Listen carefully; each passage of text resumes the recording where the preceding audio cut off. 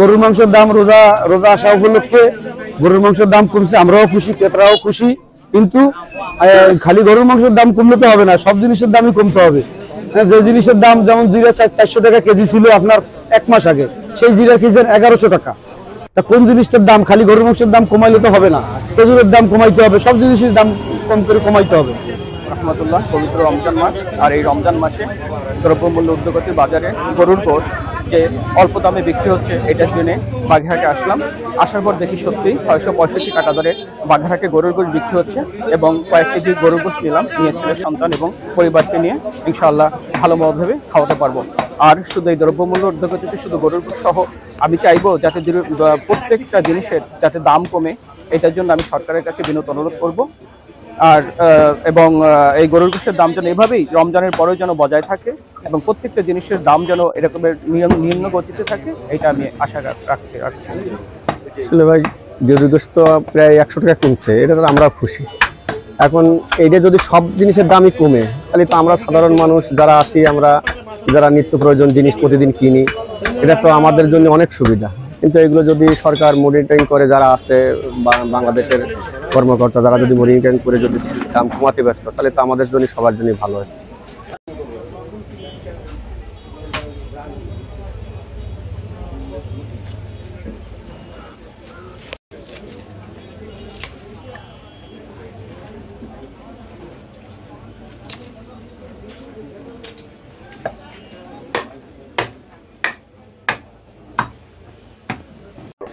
665 টাকা গোশ বিক্রিতে কাস্টমারের সংখ্যা বাড়ছে এবং দোকান সেলও বাড়ছে, তাতে আমার মনে হয় এভাবে বেশি খারাপ হবে।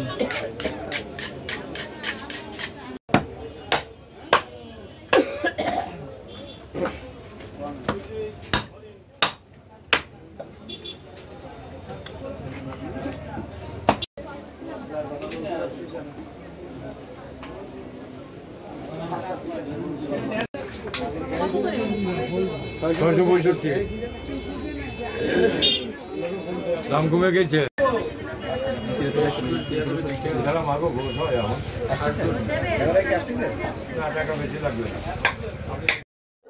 আগে ভাই আমরা যেভাবে বেচতাম, এখন আমরা পিস বেশি না, আমরা কুচো চর্বি দিয়ে বেশি। কারণ এভাবে ভাই ব্যবসা করা সম্ভব না। বাগেরহাট শহরটা হলো ছোট, সব মুখ চেনা শহর, মুখ চেনা লোক, সবাই বাইসে দিতে হয়। ব্যাপারটা হচ্ছে এই, আগে বেচতাম 750 টাকা, এখন বেচতেছি 665 টাকা কেজি। সরকার একটা রেট বাইন্ধে দিছে, এই কারণে আমাদেরও বেচা লাগতেছে এখন, কিন্তু খদ্দের কম। এখানে বাগেরহাট ছোট শহর, এখানে কোনোদিন গোস্ত বিক্রি হয় নেই। এখন 1 কেজি গোস্তে 100 টাকা কমে গেছে, খদ্দেরও কমে গেছে, ঠিক আছে। আর আমাদেরও বিক্রি করা লাগে সব মিক্স করে, চর্বি, হাড্ডি, গুড্ডি সব মিশিয়ে কুচিয়ে আমরা বিক্রি করছি। 1 কেজি গোস্তে 100 টাকা কম, এছাড়া তো আমাদের আর করণীয় কিছু নাই।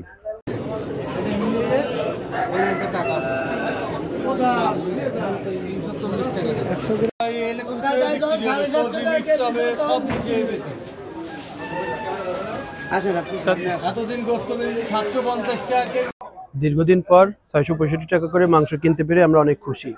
না, এর আগে কিনিনি, বেশি দাম দিয়ে, হ্যাঁ বেশি দাম দিয়ে কেনা লাগিছে। 65 টাকা হয়, আমরা খুব খুশি এবং 665 টাকা হওয়ার কারণে আজকে গরুর মাংস কিনলাম। আসলে 665 টাকা না হলে কিনতাম না। এখান থেকে যাওয়ার সময় দেখতে পেলাম যে সাইনবোর্ডে 665 টাকা, এজন্য 2 কেজি গরুর মাংস নিলাম। 665 টাকা হয় আমরা খুব সন্তুষ্ট।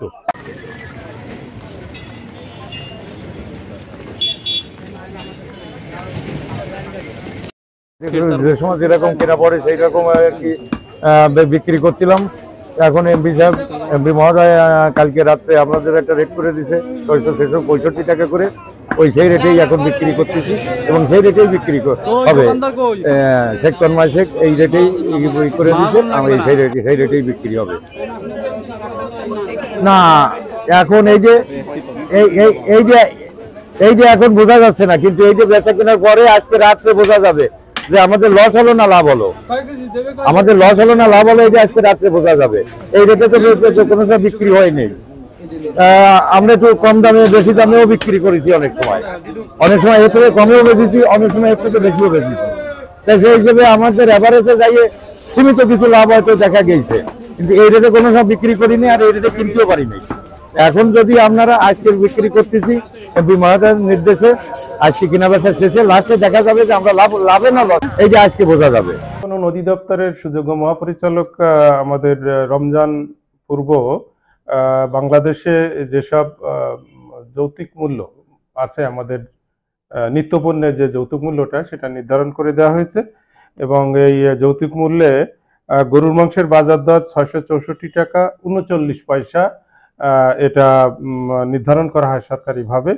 তো ইতিমধ্যে আমাদের বাগেরহাট জেলায় আমাদের কার্যক্রম শুরু করা হয়েছে এবং জেলা প্রশাসনের সহযোগিতায় কৃষি বিপণন অধিদপ্তর এই যৌতুক মূল্য বাস্তবায়নের চেষ্টা করছে। এর মধ্যে 665 টাকা দরে গরুর মাংস বিক্রি বাগেরহাটে শুরু হয়েছে এবং এটা যাতে অব্যাহত থাকে আমরা সর্বাত্মকভাবে চেষ্টা করব এবং কেউ যদি এর ব্যতিক্রম করে বা বেশি দামে বিক্রি করতে চায় সেই ক্ষেত্রে আমরা চেষ্টা করব যে আইনানুগ ব্যবস্থা নিয়ে সেখানে